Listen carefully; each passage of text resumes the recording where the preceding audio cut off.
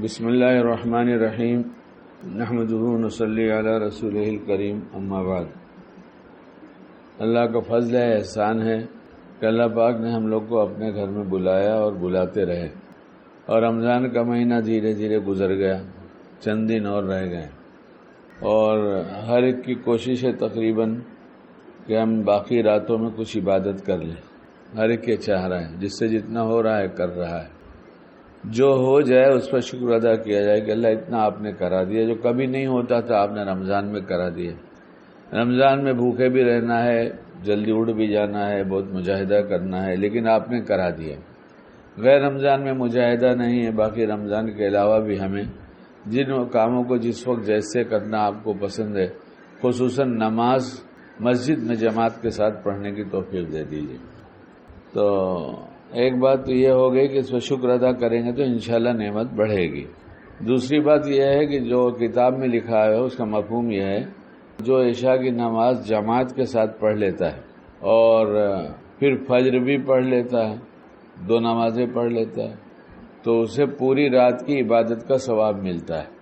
تو کتاب میں جہاں یہ بات لکھی ہے وہاں علماء نے یہ بات بتایا کہ اگر عشاء کی نماز پڑھا جماعت کے ساتھ تو پوری رات کی عبادت کا ثواب،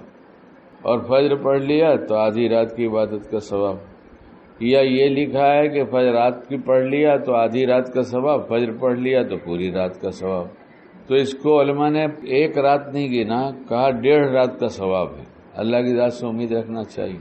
اس لیے جو باقی دن رہ گئے ابھی بھی اور آئندہ بھی نیت کر لینا چاہیے کہ ہم نماز جماعت کے ساتھ پڑھیں گے، کچھ بھی ہو جائے ہم جماعت نہیں چھوڑیں گے۔ یہ راتیں جو رات بھر عبادت کی جاتی ہے، اگر ہم نے صرف اتنا کام کر لیا کہ عشاء جماعت کے ساتھ پڑھا اور فجر جماعت کے ساتھ پڑھ لیا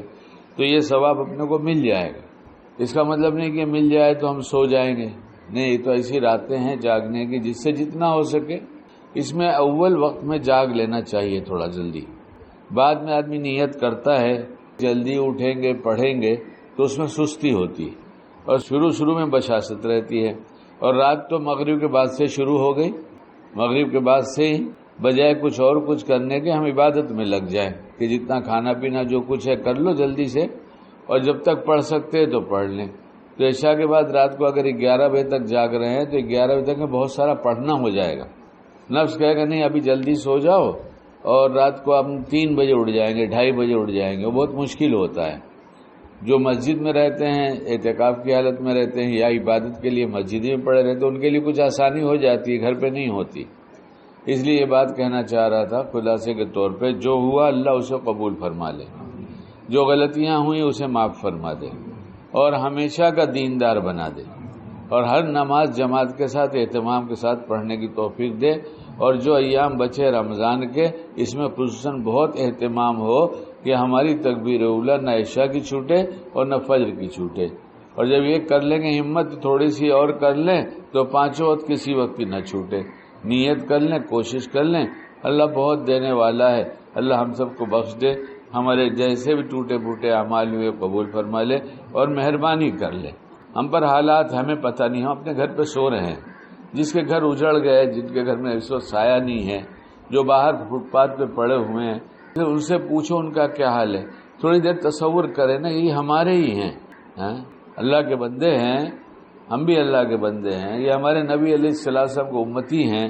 یہ کس حال میں زندگی گزار رہے ہیں، ہم ایک دن نہیں جی سکتے، ان کے لیے تو مہینوں سالوں کا سلسلہ چل رہا ہے۔ اس لیے جہاں اپنے لیے بہت دعا کر رہے ہیں، امت کے لیے بھی آنسو بہائیں تھوڑا سا، یہ اپنا بھی کام بنے گا، امت کا بھی کام بنے گا۔ غائبانہ کوئی کسی کے لیے دعا کرتا ہے